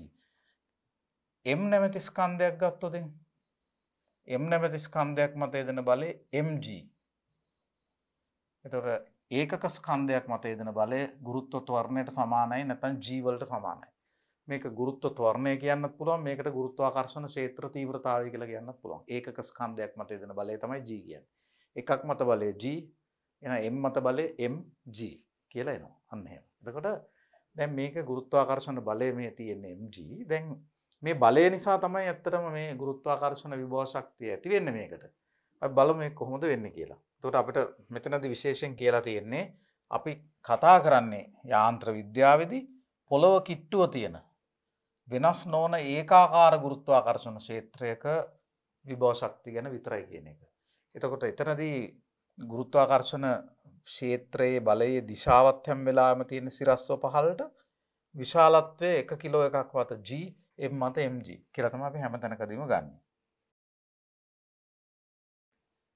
දැන් මේ මෙතන වස්තුවක් ගුරුත්ව ක්ෂේත්‍රයක යම් පිහිටීමක ඇති විට ඒටත් নিরপেক্ষ විභව ශක්තියක් ගැන සිතීමට වඩා වස්තුවක පිහිටීම වෙනස් වීමේදී ගුරුත්වාකර්ෂණ විභව ශක්තිය ඇති වෙන වෙනස සෙවීම යථානුරූප වේ. ඒ කියන්නේ දැන් මෙන්න මෙහෙම එකක් තියෙනවා. දැන් අපි සාමාන්‍යයෙන් මේ ගුරුත්වාකර්ෂණ විභව ශක්තිය යම් වස්තුවක තියෙන අපිට කතා කරන්න වෙන්නේ සාපේක්ෂව. අපි යාන්ත්‍රික දේ මුලින් ඉඳලා මේ සාපේක්ෂ කතන්දරය කිව්වා. තව එකක් අණුව බලලා තමයි වෙන එකක වෙන දේවල් විස්තර කරන්න පුළුවන්කම ලැබෙන්නේ අපිට හුඟක් වෙලාවට. දැන් මේ පෘථුවිය නම් හුඟක් ගණන් වල හා හුඟක් සම්මතයේ පංගොක් වෙලාවට පෘථුවි මට්ටමේ තියෙන ස්කන්ධයක ගුරුත්වාකර්ෂණ විභව ශක්තිය අපි බිඳුවයි කියලා ගන්නවා. පොළොව මට්ටමේදී බිඳුවයි. ඒතර එතනින් උඩට ගෙනියන්න කවුරු හරි බරක් ස්කන්ධයක් පොළොව මට්ටමින් උඩට ගෙනියන්න එයා වැඩ කරන්න එපේ නේද? අපිට බරක් උස්සගෙන කන්දක් දිගේ උඩට නගින්න වැඩ කරන්න වෙනවා අමාරුනේ මහන්සිනේ. වැඩ කරන්න වෙනවනේ. ඒතර පොළොව මට්ටමේ තියෙන දෙයක් උඩට ගෙනියනකොට ඒ උඩට ගෙනියන පුද්ගලයා කරන වැඩ ප්‍රමාණය, කාර්ය ප්‍රමාණය අර උඩට ගෙනිච්ච එකේ ශක්තිය හැටියට ගබඩා වෙනවා. ඒකනේ වෙන්නේ. ඒතර අන්න එහෙම විභව ශක්තිය ගන්න පුළුවන් පොළොව මට්ටමට සාපේක්ෂව. ඒතර එතනදී පොළවේ ගුරුත්වාකර්ෂණ විභව ශක්තිය පොළොව මට්ටමේදී යම් වස්තුවක ගුරුත්වාකර්ෂණ විභව ශක්තිය බිඳුවයි කියලා අරගෙන අපිට කතා කරන්න පුළුවන්. හැබැයි ඇත්ත කතන්දරේ තමයි කිසිම මට්ටමක ගුරුත්වාකර්ෂණ විභව ශක්තිය নিরপেক্ষව බිඳුවයි කියන්න බෑ. එහෙම ප්‍රශ්නයක් තියෙනවා. ඒ හින්දා අපි හැම වෙලාවෙම කරන්නේ අපේ ගැටලුවක හැටියට අපිට අවශ්‍යතාවයේ හැටියට අපි කිසියම් මට්ටමක තියෙන වස්තුන්ගේ ගුරුත්වාකර්ෂණ විභව ශක්තිය බිඳුවයි කියලා ගන්නවා. එතන බිඳුව නෙවෙයි නමුත් අපි ඒක බිඳුවයි කියලා ගත්තාම ඊට වැඩිය උඩින් තියෙන ඒවායේ ශක්තිය ධන කියලා ගන්න වෙනවා. ඊට වැඩිය පහලින් තියෙන මේ ශක්තිය ඍණ කියලා ගන්න වෙනවා. දැන් උදාහරණයකට අපිට ඕනම මට්ටම කියන්නේ තිරස් මට්ටම. පොළොවට උඩින් තියෙන ඕනම තිරස් මට්ටමක් අරගෙන ඒ ඕනෑම තිරස් මට්ටමක ගුරුත්වාකර්ෂණ විභව ශක්තිය 0යි කියලා ගන්න පුළුවන්. ඒ කියන්නේ එතන ඒ මට්ටමේ තියපු ඕනම ස්කන්ධයක විභව ශක්තිය අපි 0යි කියලා ගන්නවා. ඒ ගැටලුවේ හැටියට, ඒ අවස්ථාවේ හැටියට, ඒ ක්‍රියාවලියේදී ඒකට ගැලපෙන විදිහට මේ මට්ටමක් තෝරගන්න. දැන් උදාහරණයකට මේ පොළොව කියමුකෝ. අපි මෙන්න මෙතන අපිට තියෙනවා L1 කියන මට්ටමක් level 1. මේ මට්ටමේ අපි ගත්තොත් විභව ශක්තිය 0යි කියලා. ඒක අපේ සම්මතයක් විතරයි. මේක අපේ සම්මතයක් විතරයි. ඒ L1 කියන මට්ටමේ අපි ගන්නවා ගුරුත්වාකර්ෂණ විභව ශක්තිය 0යි කියලා. ඒත් අපි මේක 0 කියලා දාගත්තොත් දැන් මෙතන ඉඳලා h දුරක් සිරස්ව ඉහළට පොළවෙන් ඈතට යන්න ගියොත් බලන්න ගුරුත්වාකර්ෂණ බලය ක්‍රියා කරන්නේ බර ක්‍රියා කරන්නේ පල්ලෙහාටනේ. ඒතර කාට හරි මේ බර උස්සගෙන බරට විරුද්ධව බලයක් දාලා පිටස්තර ශක්ති ප්‍රභවයකට මේක තල්ලු කරගෙන යන්න වෙනවා මේ h දුර මෙතනට එන්න.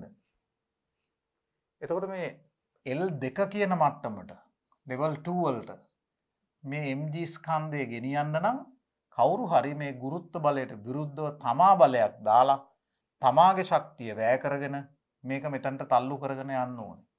එතකොට mg කියන බලය h දුරක් තල්ලු කරගෙන මේ මට්ටමට ගෙනිච්චොත් මේක මොකද්ද කරන්න ඕන කාර්යය? එතකොට මෙතනට එනකොට පිටස්තර කෙනෙක් කරන්න ඕන කාර්ය වෙන්නේ ඒක W1 කියමු. mg කියන බලය තල්ලු කරගෙන h දුරක් යන්න ඕනේ සිරස්ව. මේ ගුරුත්ව බලය මෙහෙට තියෙනකොට තල්ලු කරන පුද්ගලයා අනිත් අතට දාන්න ඕනේ mg කියන බලයක්. ඒකේ අභිදිශාවට මේක තල්ලු කරගෙන යන්න ඕනේ h දුරක්. අන්න. එතකොට ඒ තල්ලු කරන් යන පුද්ගලයා උඩට තල්ලු කරුවොත් මේ මට්ටමේ ඉඳලා එයා වැඩ කරන්න ඕනේ mgh ප්‍රමාණයක්. එයාගේ ශක්තිය හානි වෙනවා. මෙන්න මෙච්චර ප්‍රමාණයක් mgh. දැන් අපි දන්නවා ශක්තිය නසන්න බෑනේ.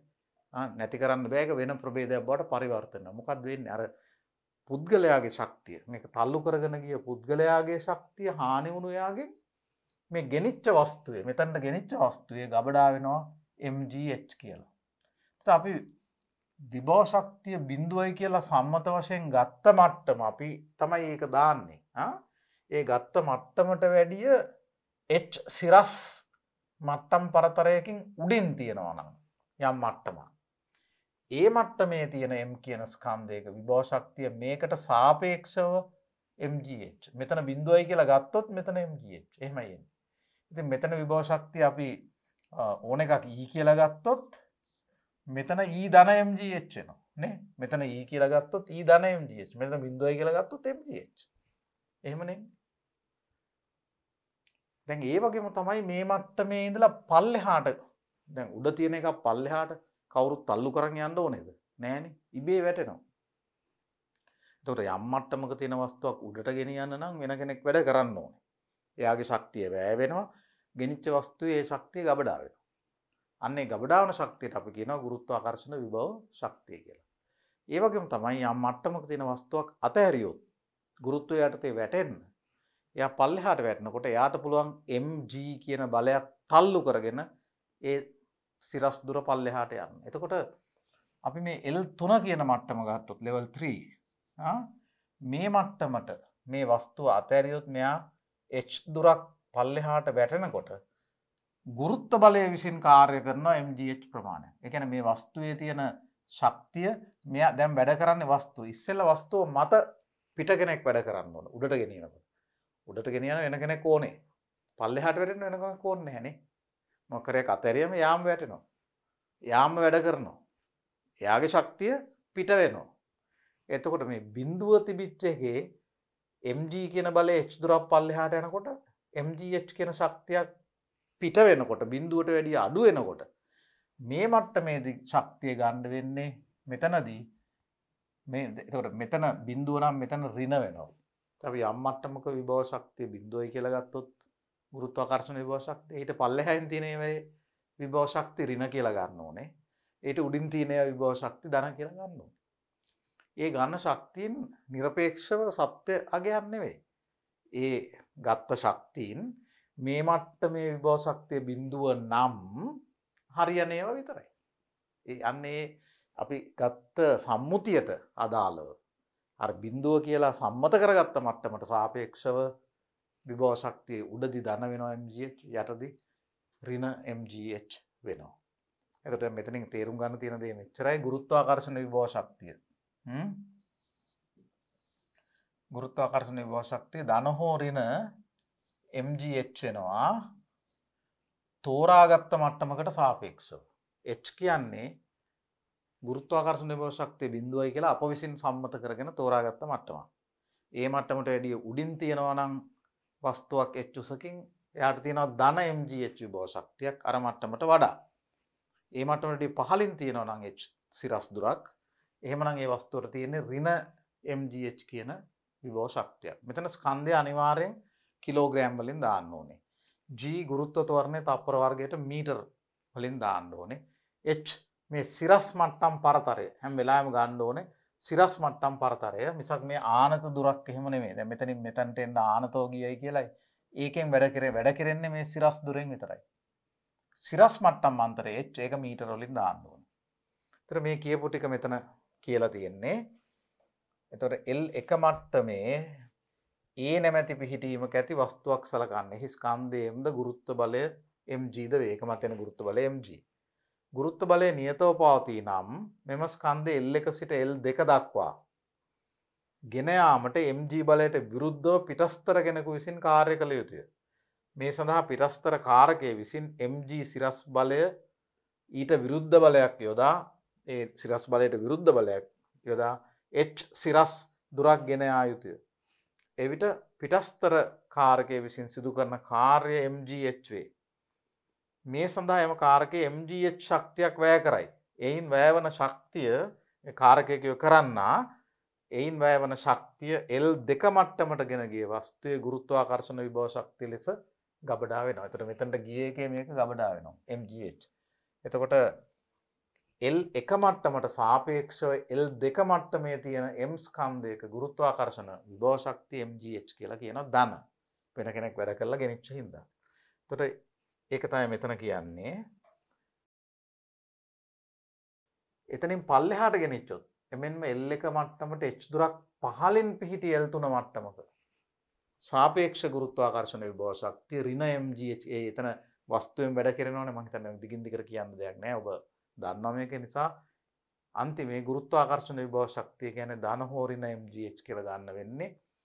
ඒ ගන්නේ යම්කිසි මට්ටමකට සාපේක්ෂවයි. කොහේ හරි තිරස් මට්ටමක ගුරුත්වාකර්ෂණ විභව ශක්තිය බිඳුවයි කියලා සම්මත කරගෙන එතනට උඩින් තියෙන එකක ශක්තිය ධන යටින් තියෙන එක ශක්තිය ඍණ කියලා අපිට ගන්න වෙනවා. h කියන්නේ අනිවාර්යෙන් සිරස් මට්ටම් අන්තරය. දුර නෙමෙයි සිරස් මට්ටම් පරතරය ගන්නෙ. එතකොට සමහර විට පොළොව මට්ටම සාපේක්ෂ මට්ටම හැටියට කියන්නේ පොළොව මට්ටම බිඳුවයි කියලා ගන්න වෙනවා. හුඟක් ගණන් වල අපිට පුළුවන් පෘථිවි පෘෂ්ඨයේ ගුරුත්වාකර්ෂණ විභව ශක්තිය බිඳුවයි කියලා ගන්න. එතකොට ඉතින් එතන දැන් පෘථිවි පෘෂ්ඨයේ ගුරුත්වාකර්ෂණ විභව ශක්තිය බිඳුවයි කියලා ගත්තා කියමුකෝ. ඉතින් අපි මෙතන වලක් හැරුවොත් එහෙම ලිඳක් වගේ එකක් ගත්තොත් එහෙම එතන මොකද වෙන්නේ? දැන් මේ ලිඳේ පතුලේ තියෙන දෙයක දැන් මෙතන ගුරුත්වාකර්ෂණ විභව ශක්තිය මෙතන බිඳුවයි කියලා ගත්තොත් පෘථිවි මට්ටම මේ පොළොවේ මට්ටම කියලා ගන්න. ඒ ලිඳේ පතුලට ගියාම ඍණ වෙනවා. මේට ඉතින් පල්ලෙහාන තියෙන්නේ. එතන මෙතනලා මෙතනට මේක ඉබේ වැටෙනවනේ. ශක්තිය නිදහස් වෙනවනේ. එතන මෙතන බිඳුව වුණොත් මේක ඍණ වෙනවා. කියන්නේ පොළොවේ මට්ටමේ බිඳුව කියලා ගත්තත් ඒකත් සම්මතයක් පමණයි. පොළොවේ මට්ටමේ බිඳුව කියලා ගන්න පුළුවන් ඕනම මට්ටමක බිඳුව කියලා ගන්න පුළුවන් විභව ශක්තිය. ඊට සාපේක්ෂව කතා කරන්න පුළුවන් ඒ තැනේ හැටියට. ඉතින් යම් ගැටලුවක අපි අපිට ඕනම තිරස් මට්ටමක විභව ශක්තිය බිඳුවයි කියලා අපිට ගන්න පුළුවන්. හැබැයි ඒ ගාන හදන්න ලේසි වෙන විදිහට පුළුවන් තරම් හොඳම පහසුම මට්ටමක් දාගන්න එක අපි හිතලා බලලා හරියට කරන්න ඕනේ. ඒක තමයි එතන හපංගම. හොඳයි.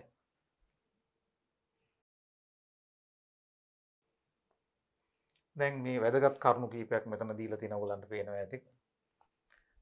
මේ අනුව සුදුසු මට්ටමක ගුරුත්ව විභව ශක්තිය ශුන්‍ය ලෙස සලකා ඊට සාපේක්ෂව වෙනත් මට්ටම් වල ඇති වස්තුන්ගේ ගුරුත්වාකර්ෂණ විභව ශක්තිය සොයාගත හැකියි. සාපේක්ෂ ගුරුත්වාකර්ෂණ විභව ශක්තිය ධන හෝ ඍණ mgh ලෙස සැලකීමට අදාළ ප්‍රදේශයේ පවතින්නේ ඒකාකාර ගුරුත්වාකර්ෂණ ක්ෂේත්‍රයක් යයි සැලකිය හැකි විය යුතුය. ඒක ඉතා වැදගත්. ගුරුත්වාකර්ෂණ ක්ෂේත්‍රයේ ඒකාකාරයි කියලා ගත්තොත් තමයි ඔය MGH කතාව කියන්න පුළුවන් වෙන්නේ. පෘථිවියෙන් ඈතට යත්ම ගුරුත්වාකර්ෂණ බලයත් ගුරුත්ව ත්වරණයත් G කියන්නේ ගුරුත්ව G වෙනස් වන බැවින් ඉහත දැක් වූ තරම් සරල ක්‍රමයකින් වස්තුවක ගුරුත්වාකර්ෂණ විභව ශක්තිය සෙවිය නොහැක. මෙවැනි තත්ත්වය යටතේ ගුරුත්වාකර්ෂණ විභව ශක්තිය සොයන ආකාරය ස්ථිති විද්‍යුතය හා ගුරුත්වාකර්ෂණය ඒ කොටස්වල දක්වලා ඇති. අපි ඒ කොටස්වලට එනකොට අපි ඉගෙන ගන්නවා ක්ෂේත්‍ර විශේෂයෙන්. අපි ක්ෂේත්‍ර කියන කොටස වෙනම කරනවා අලුත් භෞතික විද්‍යාව කොටසේදී. එතකොට අපිට මේ ටික කරන්න පුළුවන් අනාගතයේ පාඩම් වලට එනකොට. ගුරුත්වාකර්ෂණ ක්ෂේත්‍රයක වස්තුවක පිහිටීම වෙනස් කිරීමේදී සිදුවන විභව ශක්ති වෙනස වස්තුව රැගෙන යන මාර්ගය මත රඳා නොපවතී. ශක්ති වෙනස රඳා පවතින්නේ මට්ටම් අන්තරය h මත පමණයි. එබැවින් කවර මාර්ගයක් ඔස්සේ පිහිටීම වෙනස් වූයේද යන්න වැදගත් නොවේ. මේ ක්ෂේත්‍රයක සංස්ථිතික ලක්ෂණය ලෙස හැඳින්වේ. මේක ඉතා වැදගත්. මෙන්න මේ අන්තිමට තියෙන කරුණ ඉතා වැදගත් වෙනවා අපිට මතක තියාගන්න. මෙන්න මේක. ඒ කියන්නේ දැන් මේ පෘථුවිය කියලා අපි හිතමුකෝ. මේ තියෙන පෘථුවිය කියලා හිතමුකෝ. අපි මෙතන ඉඳලා මෙතනට වස්තුවක් ගෙනියනවා කියමුකෝ. අපිට ගෙනියන්න පුළුවන් ඕනනම් කෙටිම මාර්ගයකින් ගෙනියන්නත් පුළුවන්. ඕනනම් මෙහෙම ගිහිල්ලා මෙහෙම යන්නත් පුළුවන්. එහෙම නැත්නම් වක්‍ර මාර්ගයකින් ගිහිල්ලා එන්නත් පුළුවන්. ඔය මොන මාර්ගයෙන් ගියත් මෙතන A නම් පටන් ගන්න මෙතන B නම් මේ පෘථුවිය නම් මේ වස්තුවේ ස්කන්ධේ mg නම් ඇත්තටම මේ පාරෙන් වැඩක් නැහැ. මාර්ගය මොකක් වුණත් මාර්ගෙන් ස්වායත්තයි ගබඩාවන ගුරුත්වාකර්ෂණ විභව ශක්තියකට ඕන වෙන්නේ මෙන්න මේ සිරස් මට්ටම් අන්තරය විතරයි. මේ සිරස් මට්ටම් අන්තරය අපි ගන්න ඕන මෙන්න මෙතන මට්ටම කිව්වේ තිරස් මට්ටම මෙතන තිරස් මට්ටම මේ දෙක අතර මට්ටම් අන්තරය ආරම්භක පිහිටීමයි අවසාන පිහිටීම අතර හරියටම සිරස් මට්ටම් අන්තරය ගත්තොත් මේ ස්කන්ධය m නම් මෙතන විභව ශක්තිය බිඳුවයි කියලා ගත්තොත් මේ මට්ටමේ වීශා බිඳුවයි කියලා ගත්තොත් මෙතන විභව ශක්තිය වෙන්නේ ධන mgh. ඒ වගේම තමයි පල්ලෙහාට ගියානම්. පල්ලෙහාට ගියානම් මාර්ගය මොකක් වුණත් විභව ශක්තිය ඍණ mgh වෙනවා. h කියන්නේ සිරස් මට්ටම් අන්තරය. අපි ඉගෙන ගන්න විතරක් නෙමෙයි සමස්ත විශ්වයේම පවතින මූලික වශයෙන් කැපී පෙනෙන ක්ෂේත්‍ර වර්ග තුනක් තියෙනවා. ඒවා තමයි ගුරුත්වාකර්ෂණ ක්ෂේත්‍ර, විද්‍යුත් ක්ෂේත්‍ර හා චුම්බක ක්ෂේත්‍ර. මේ ඕනෑම ක්ෂේත්‍රයක මේ ලක්ෂණය තියෙනවා. අපි ඒකට කියනවා ක්ෂේත්‍රයක සංස්ථිතික ලක්ෂණය. මේක මතක තියාගන්න. රචනා ප්‍රශ්න වල හිතුවම කියනවා ක්ෂේත්‍රයක සංස්ථිතික ලක්ෂණය විස්තර කරන්න කියලා. ක්ෂේත්‍රයක සංස්ථිතික ලක්ෂණය කියන්නේ එම ක්ෂේත්‍රයේ බලයක් රැගෙන යාමේදී විස්ථාපනය කිරීමේදී කරන කාර්ය මාර්ගයෙන් ස්වායත්ත වීමේ ලක්ෂණය. ඒ ක්ෂේත්‍රය ඇතුලේ බලයක් විස්ථාපනය කිරීමේදී අන්තිමේ හුවමාරු වන ශක්තිය, ගබඩා වන ශක්තිය, කෙරෙන කාර්ය, ඵලදායී කාර්ය අන්තිමේ බැලුවාම රඳා පවතින්නේ පිහිටීම් දෙක මත විතරයි. ආරම්භක පිහිටීමයි අවසාන පිහිටීමයි මත. එක පිහිටීමකින් අනෙත් පිහිටීමට මාරු වුණේ වස්තුව මාරු වුණේ මොන මාර්ගයකද කියන එක අපිට වැඩක් නැහැ. දැන් අපි මේක සරල උදාහරණ මෙන්න මේ වගේ හිතන්නකෝ. අපි ඉන්නවා කියමුකෝ කොළඹ ඉන්නකොට අපි ඉන්නේ කොළඹ මූදු මට්ටමේම ඉන්නවා කියමුකෝ. මූදු වෙරළේ මූදු මට්ටමේ ඉන්නේ. දැන් මේ මූදු මට්ටමෙන් පටන් අරන් වාහනයක නැගිලා අපි යනවා නුවර. නුවර යනවා. එතකොට නුවර එක තැනකට අපි යනවා කියමු දලදා මාලිගාව ගාවට යනවා. නුවර. දැන් මේ යනකොට අපිට යන්න පුළුවන් එක්කෝ නුවර පාරේ යන්න පුළුවන්. ඔය කඩවත ඔය පැත්ත පහු කරගෙන යක්කල හොම් පහු කරගෙන අපි යනවා. ගිහිල්ලා පේරාදෙනිය හොම ගිහිල්ලා ඒ දලදා මාලිගාව තියෙන තැනට යනවා. එක පාරක්. ඊළඟට අපි අර මූදු වෙරළේ එතනින්ම පටන් අරන් අපිට දලදා මාලිගාවට වෙන පාරකින් උනත් යන්න පුළුවන්. අපි හිතමු අපි යනවා කටුනායක පැත්තෙන් ගිහිල්ලා කුරුණෑගලට ගිහිල්ලා ඒ පැත්තෙන් ගිහිල්ලත් අපිට යන්න පුළුවන්. තවත් පාරක.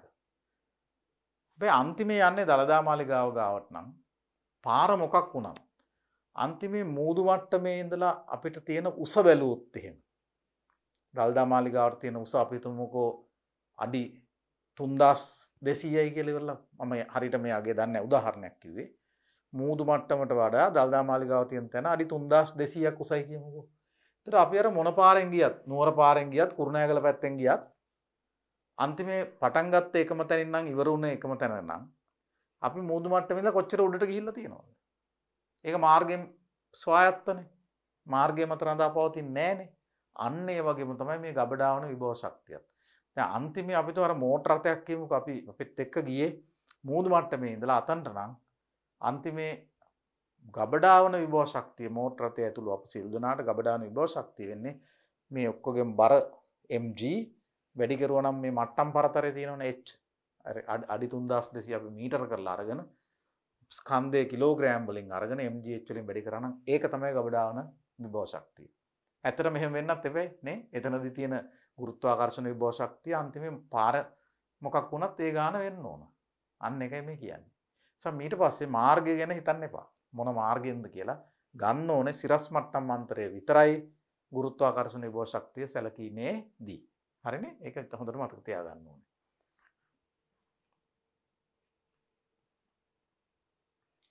ඊළඟට දැන් මම කෝ ශක්තිය යාන්ත්‍රික ස්වරූප දෙකක් තියෙනවා කියලා. එකක් ගුරුත්වාකර්ෂණ විභව ශක්තිය, අනිත් එක තමයි චාලක ශක්තිය. ස්කන්ධයක් ඇති වස්තුවක් චලනය වෙමින් පවතිනවා නම් ඒකේ වේගය හින්දා නැත්නම් ප්‍රවේගය හින්දා ඒකට ශක්තියක් තියෙනවා. වැඩ කරන්න පුළුවන්කම තියෙනවා. යම් කිසි ස්කන්ධයක් ඇති වස්තුවක වේගය වැඩි වෙන්න එයාට වැඩ කරන්න පුළුවන් හැකියාවත් වැඩි වෙනවා. දැන් වේගෙන් යන වාහනයක් ගන්න බලන්නකෝ හිතන්නකෝ. ඒකට ඕනම් පුළුවන් මොනවා හරි ඇදගෙන යන්න පුළුවන්.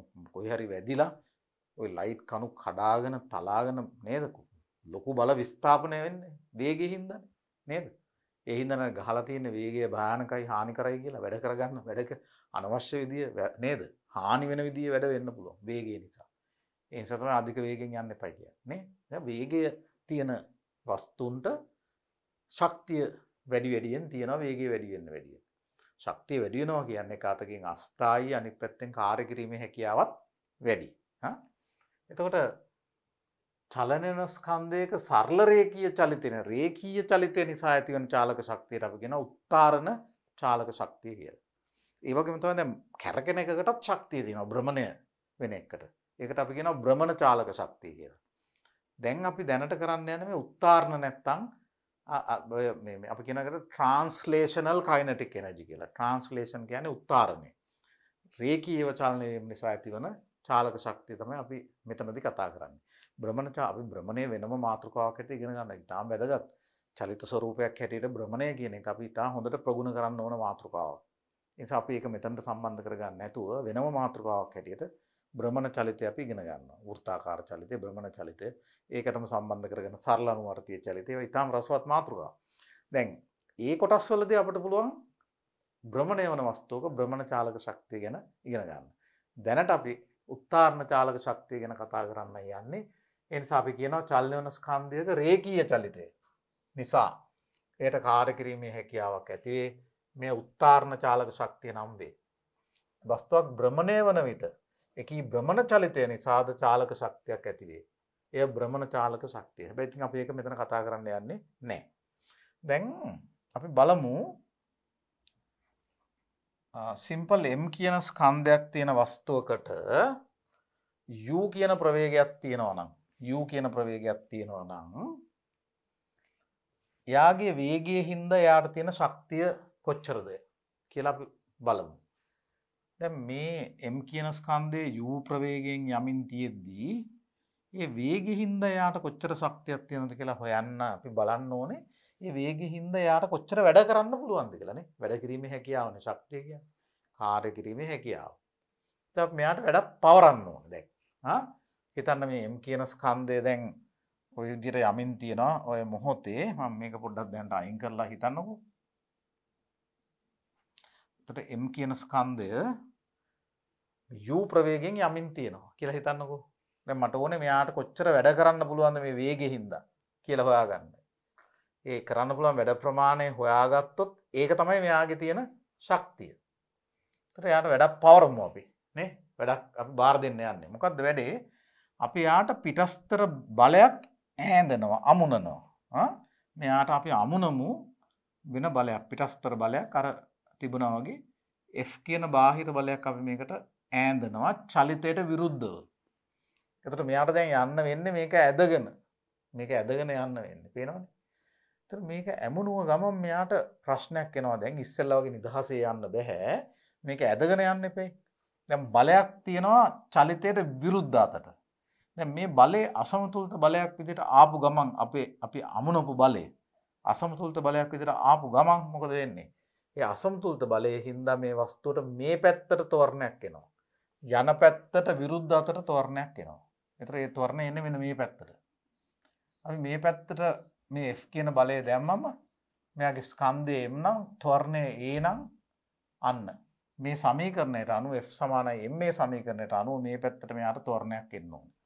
ඒතර එහෙනම් මේ පැත්තට එන තොරණය මොකද්ද? ඒ ත්වරණය වෙන්නේ F බෙදීම M. F බෙදීම M කියන ත්වරණයක් එනවා. ඒ ත්වරණය චලනය වෙන පැත්තට විරුද්ධ අතර තියෙනවා නම් මේ පැත්තට මේක ගන්න වෙන්නේ මන්දනයක් කියලා. නේ? මන්දනයක්. මේ පැත්තට ත්වරණයක් වෙනවා මේ පැත්තට මන්දනයක් වෙනවා. මන්දනයක් කියන්නේ මොකද්ද? ප්‍රවේගයෙන් එන්න අඩු වෙන්න ගන්නවා. අන්න. අපි පාරුපු වැඩේ හින්දා අපි ඈඳපු බලයේ හින්දා මෙයාට ඇදගෙන යන්න මෙයාගේ වේගේ එන්න අඩු වේගන යනවා. අන්න. එතකොට මෙයා දැන් හති වැටෙනවා කොටින්. එන්න මෙයාගේ වේගය අඩු වේගන ගිහිල්ලා එක තැනක් එනවා මෙයා නවතින.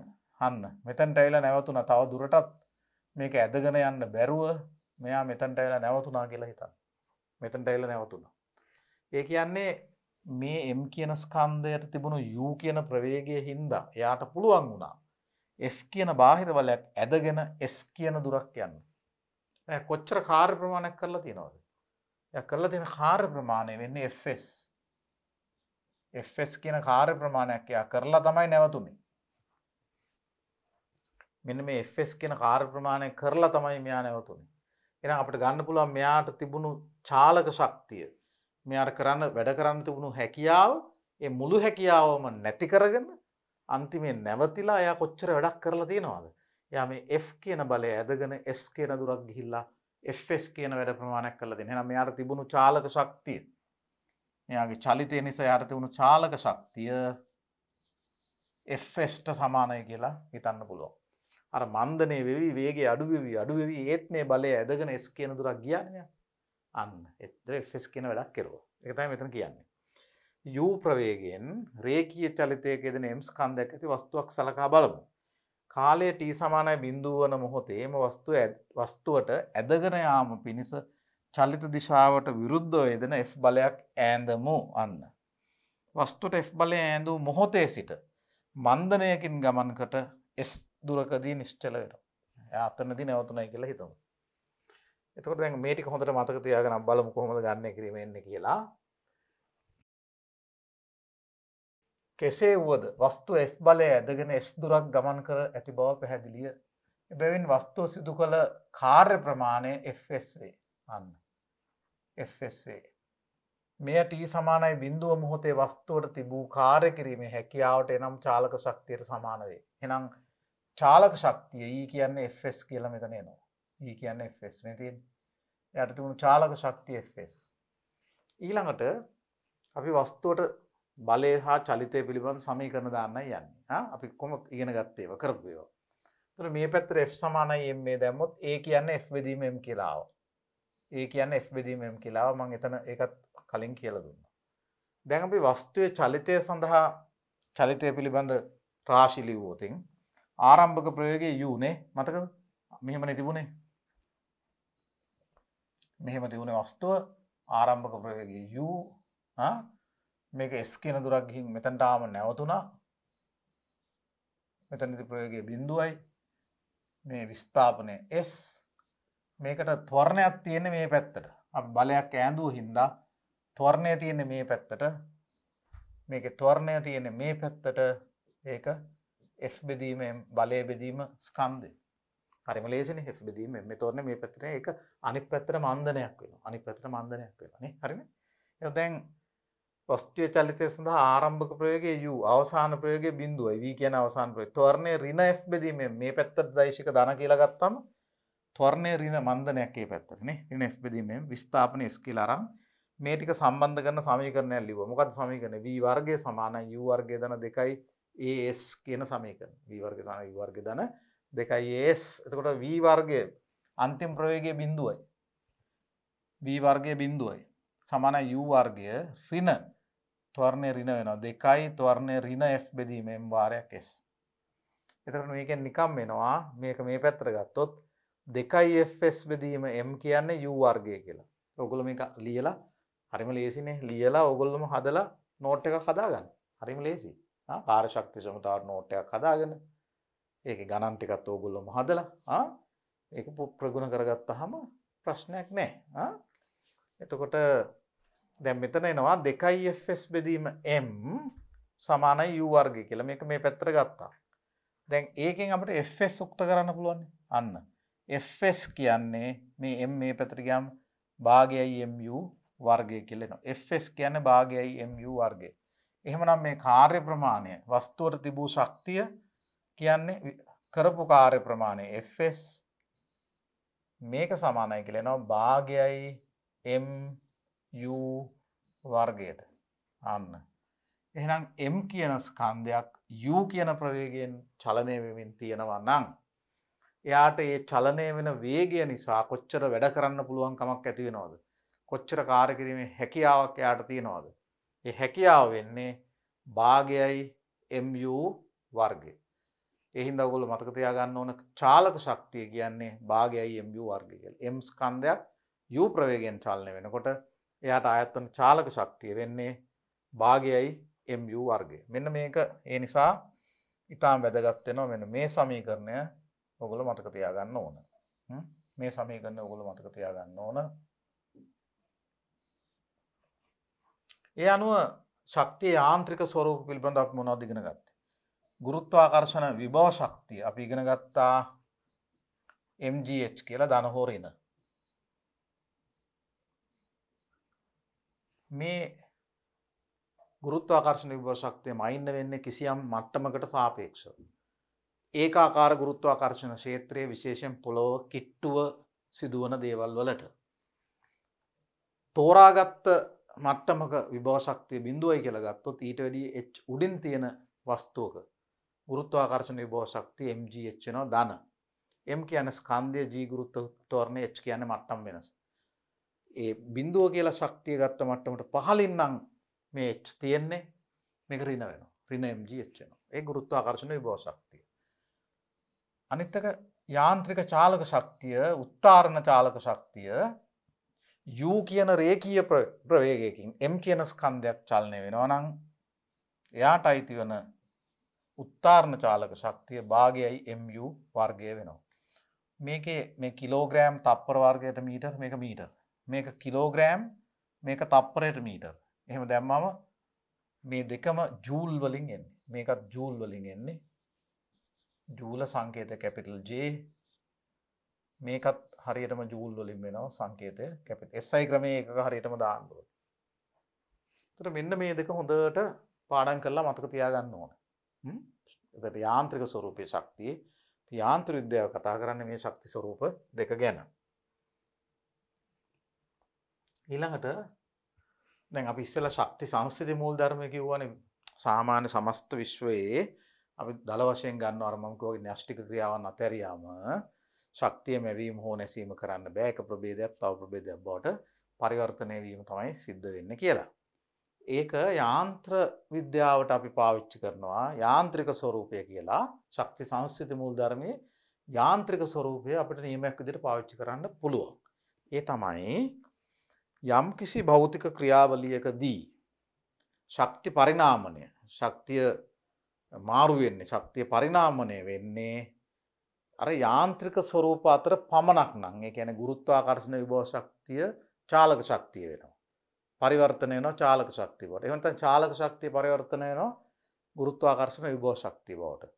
එහෙම මෙන්න මේ යාන්ත්‍රික ප්‍රභේද දෙක විතරක් අතර නම් ශක්ති හුවමාරුව වෙන්නේ එවැනි ක්‍රියාවලියක ඕනෑම වෙලාවක ගුරුත්වාකර්ෂණ විභව ශක්තියේ චාලක ශක්තියත් එකතුව නියතයක්ව පවතිනවා කියන එකයි නියතව පවතින වෙනස් වෙන්නේ නැහැ කියන එකයි ශක්ති සංස්කෘති මූලධර්මයේ යාන්ත්‍රික ස්වરૂපය කියලා කියන්නේ. සමහර භෞතික ක්‍රියාවලීන්හිදී ශක්තිය පරිණාමණය වන්නේ විභව ශක්තියත් චාලක ශක්තියත් අතර පමණි. විභව ශක්තිය චාලක ශක්තිය වෙනවා, චාලක ශක්තිය විභව ශක්තිය වෙනවා. මේ දෙක විතරයි. ඒ ක්‍රියාවට වෙනම කිසිම ශක්තියක් සම්බන්ධ වන්නේ නැහැ වෙන්න ඕනේ. ආලෝකයේ තාපය අර යම මොකක්වත් නැහැ. මේ දෙක විතරයි තියෙන්නේ. එවැනි ක්‍රියාවලින්හිදී විභව ශක්තියත් චාලක ශක්තියත් එකතුව නියතව නැත්නම් සංස්ථිතිකව පවතින්නේයි සැලකිය හැකියි. එවැනි ක්‍රියාවලියක් සඳහා විභව ශක්තිය ධන චාලක ශක්තිය නියතයක් කියලා ලියන්න පුළුවන්. ඒක කෙටියෙන් ලියන්නේ මෙන්න මෙහෙම. මේක කෙලින්ම ගණන් වල ඔයගලන්ට මේ විදිහටම ලියලා පාවිච්චි කරන්න පුළුවන්. වීශා ධන චාෂා. මේක දන්නවා. ඉංග්‍රීසියෙන් ලියනවා නම් P potential energy plus K kinetic energy. මේ දෙකේ එකතුව නියතයක් කියලා ලියන්න පුළුවන්. K කියලා අපි දානවා සාමාන්‍ය සම්මත වශයෙන් නියතයකට නේද? අන්න එහෙම පාවිච්චි කරන්න පුළුවන්. දැන් වාතයේ ප්‍රතිරෝධයක් නැත්තම් චලනය වන ප්‍රක්ෂිප්තයක් ඉහත දැක්වෙන මූල ධර්මයේ දී හැකි හොඳ උදාහරණයක්. එවැනි වස්තුවක එක් පිහිටීමකදී වීශා ධන චාෂා වෙනත් පිහිටීමකදී වීශා ධන චාෂාට සමාන කළ හැකිය. ඒ කියන්නේ මේකයි. දැන් අපි මෙහෙම ප්‍රක්ෂිප්තයක් ගමු උදාහරණයකට. මේ වගේ ප්‍රක්ෂේපණය කරපු ප්‍රක්ෂිප්තයක් තියෙනවා. මේ වගේ ගමනක් යන්නේ ප්‍රක්ෂිප්තය. වාතයේ ප්‍රතිරෝධය ආදී වෙන කිසිම ප්‍රතිරෝධී බලයක් නැත්තම් බලන්න මේ වැඩේදී ගුරුත්වාකර්ෂණ විභව ශක්තිය මේකේ වෙනස් වෙනවා තැනින් තැනට. ඒතර ඒ කියන තැනක් තියෙනවා කියලා හිතන්නකෝ. මෙතන මේකේ සංප්‍රයුක්ත ප්‍රවේගය ගන්න ඕනේ. සංප්‍රයුක්ත ප්‍රවේගය මේ පැත්තට තියෙන්නේ අපි u1 කියමුකෝ. මෙතනට සිරස් උස h1 කියමුකෝ. අපි මේ පොළොව මට්ටම කියලා හිතමු. මෙතන ගුරුත්වාකර්ෂණ විභව ශක්තිය 0යි කියලා ගත්තොත් මේ පොළොව මට්ටමේ. මෙතන වීශා ධන චාෂා මොකද්ද? මේ උස h1 නම් මේකේ ස්කන්ධය m නම් මෙතන ගුරුත්වාකර්ෂණ විභව ශක්තිය mg h1 චාලක ශක්තිය භාගයයි m u1 වර්ගය. මේක සමාන වෙනවා වෙන ඕනම තැනක්. අපි ගත්තොත්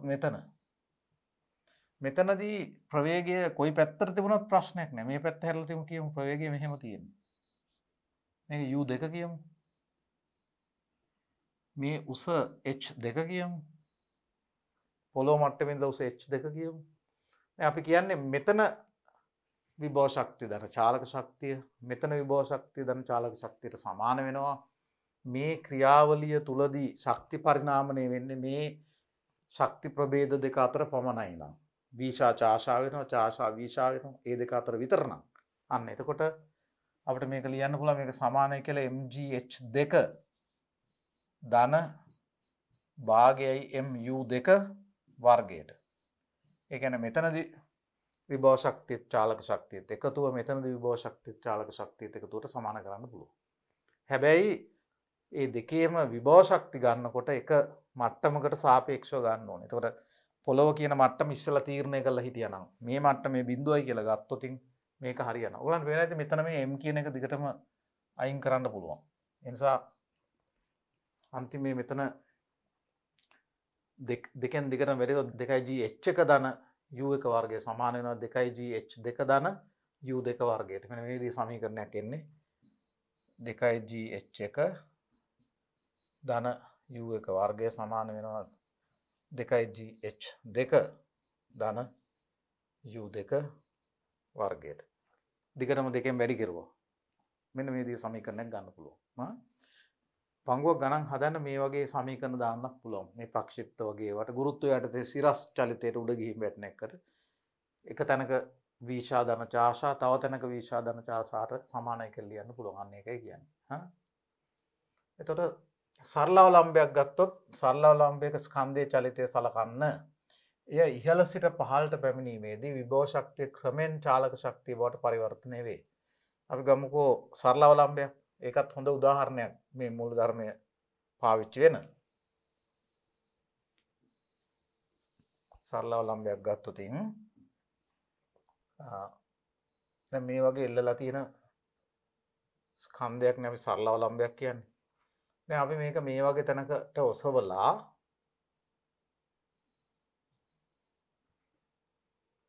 මේක අතාරිනවා කියමුකෝ. ඒතර මේක මෙහෙම මාර්ගයකනේ යන්නේ. මේවා එක චලනය වෙනවා. ගිහලා ආයෙ එනවා. එහෙටයි මෙහෙටයි පැද්දෙනවා. ඒතර අපි ඒ වගේ එකට කියන සරල අවලම්බයක් කියලා. දන්නවනේ. එතකොට මේකේ මෙතනදී මේක පල්ලෙහාට නම් එන්නේ. මේකේ ප්‍රවේගය මේ පැත්තට. මේ මාර්ගයට ස්පර්ශකව u එක නම් මේක ස්කන්ධයේ m නම් මේ පිහිටීම ගත්තොත් මෙතනදී ප්‍රවේගය මෙහෙම කියමු තියෙන්නේ. ප්‍රවේගයේ දිශාව u2. දැන් බලන්න මේ ක්‍රියාවලියේදී වෙන ශක්ති උපදින්නේ නැහැ. තාපය, ආලෝකය, විද්‍යුතය උපදින්නේ නැත්තම් ඔයගලන්ට කියන්න පුළුවන් මෙතනදී ගුරුත්වාකර්ෂණ විභව ශක්තිය හා චාලක ශක්තිය එකතුව මෙතනදී ගුරුත්වාකර්ෂණ විභව ශක්තිය චාලක ශක්තියත් එකතුවට සමානයි කියලා. එතකොට දැන් අපි ගුරුත්වාකර්ෂණ විභව ශක්තිය ගන්න මේ අවලම්බයේ පහළම තැන මෙතන නම් අපි හිතමුකෝ මෙතන අපි මේ මට්ටමේ විභව ශක්තිය බිඳුවයි කියලා ගන්නවා කියලා. එතකොට මෙන්න මේ සිරස් උස මාර්ගයෙන් ස්වායත්තනේ. මාර්ගයේ වැඩක් නැහැ. සිරස් මට්ටම් අන්තරය ගන්න ඕනේ. මෙන්න මේ සිරස් මට්ටම් අන්තරය h නම් මොකද්ද මෙතන ගුරුත්වාකර්ෂණ විභව ශක්තිය mg h. ධන චාලක ශක්තිය වෙන්නේ භාගයයි mu 1 වර්ගය. මේක සමාන වෙන්න ඕනේ. මේ පල්ලෙහාම මට්ටමේ තියෙනකොට අපි උදාහරණයක් ගත්තොත් ඊළඟ පිහිටීම විභව ශක්තිය බිඳුව මට්ටමේ එතන වීශා බිඳුවයි. ධන භාගයයි mu2 එතන ප්‍රවේගය. u2 නම් පල්ලෙහාම මට්ටමේ භාගයයි mu2 වර්ගය. ඉතින් දැන් මේවා ලියන්න දැනගෙන තියෙන්න ඕනේ විභව ශක්තිය කියන්නේ mgh මට්ටම යම් මට්ටමකට සාපේක්ෂව චාලක ශක්තිය කියන්නේ භාගයයි mu වර්ගය කියලා. බොහොම පොඩි දෙයක්. ඉතින් මේක හොන්ට පාඩම් කරගෙන පාවිච්චි කරන්නයි තියෙන්නේ. දැන් මේවා එකක් m වලින් දිගටම බෙදන්න පුළුවන් කියලා පේනවා. එතකොට අපි දන්නවා නම් මේ උස ප්‍රමාණ මෙතනදී වේගය දන්නවා නම් මෙතනදී වේගය හොයන්න පුළුවන්.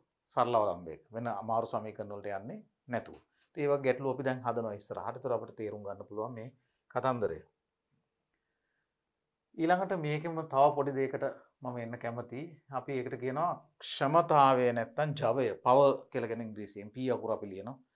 ජවය කියලා කියන්නේ. දැන් යම් ප්‍රභවයක ජවය නැත්තම් ක්ෂමතාවය කියලා කියන්නේ එයාගේ කාර්ය කරන්න පුළුවන් ශීඝ්‍රතාවය. නැත්තම් ශක්තිය නිදහස් කරන්න පුළුවන් ශීඝ්‍රතාවයට අපි ක්ෂමතාවය කියලා කියනවා. බලන්නකෝ. ප්‍රභවයක් විසින් කාර්ය කිරීමේ නම් ශක්තිය නිදහස් කිරීමේ ශීඝ්‍රතාවය එම ප්‍රභවයේ ක්ෂමතාවය නැත්තම් ජවය කියලා කියනවා. මේවත් අපි සාමාන්‍ය පෙළ ඉගෙන ගත්ත ඒවා. අපි ජවය p අකුරෙන් ලියනවා. එතකොට t කියන කාලයකදී නිදහස් කරපු ශක්තිය යම් ප්‍රභවයක් e නම් ඒකක කාලයක නිදහස් කරපු ශක්තිය ගන්න අර ශක්තිය කාලයෙන් බෙදන්න ඕනේ. තප්පරයට ජූල්. එතකොට එන්නේ. එහෙම නැත්නම් මේක නිදහස් කරපු ශක්තිය වෙනුවට කරපු කාර්ය කියලා කියන්නත් පුළුවන්. දෙකම එකයි w. W කාර්ය ප්‍රමාණයක් කෙරුවා නම් t කියන කාලයකදී ජවය කියන්නේ w බෙදීම t. ඒකක කාලයකදී කරන කාර්ය නැත්නම් නිදහස් කරන ශක්තිය. එතකොට කාලයෙන් බෙදපුවාම ශක්තිය නැත්නම් කාර්ය ජවය එනවා. එතකොට මේක උඩ තියෙන ජූල් යට තියෙන තප්පර තප්පරයට ජූල්. තප්පරයට ජූල් කියන මේ ඒකක අපි වොට් කියන කැපිටල් W අකුර ඒකත් පුද්ගලයෙක්ගේ නමක්. උඩ අහලා තියෙන ජේම්ස් වොට් කියන පුද්ගලයා එයා තමයි මුලින්ම වාෂ්ප එන්ජිම හැදුවේ. වාෂ්ප එන්ජිම හැදුවේ ජේම්ස් වොට්. ඒතර මේ ජවය මැනීමේ ඒකකේ යාට ගෞරවයක් හැටියට වොට් වලින් දාලා තියෙනවා. මේ තියෙන ක්ෂමතාවය වොට් වලින් මනුන් ලැබේ තප්පරයකට ජූල් එකක්. මේක කාලය තප්පරයක් වෙනකොට නිදහස් කරන ශක්තිය ජූල් එක නම් නැත්නම් කාර්ය කරන ප්‍රමාණය ජූල් එක නම් තප්පරයකදී අපි කියනවා අන්නේ ප්‍රභවයේ තියෙන ක්ෂමතාවය වොට් එකයි කියලා. ක්ෂමතාවය වොට් එකයි කියලා.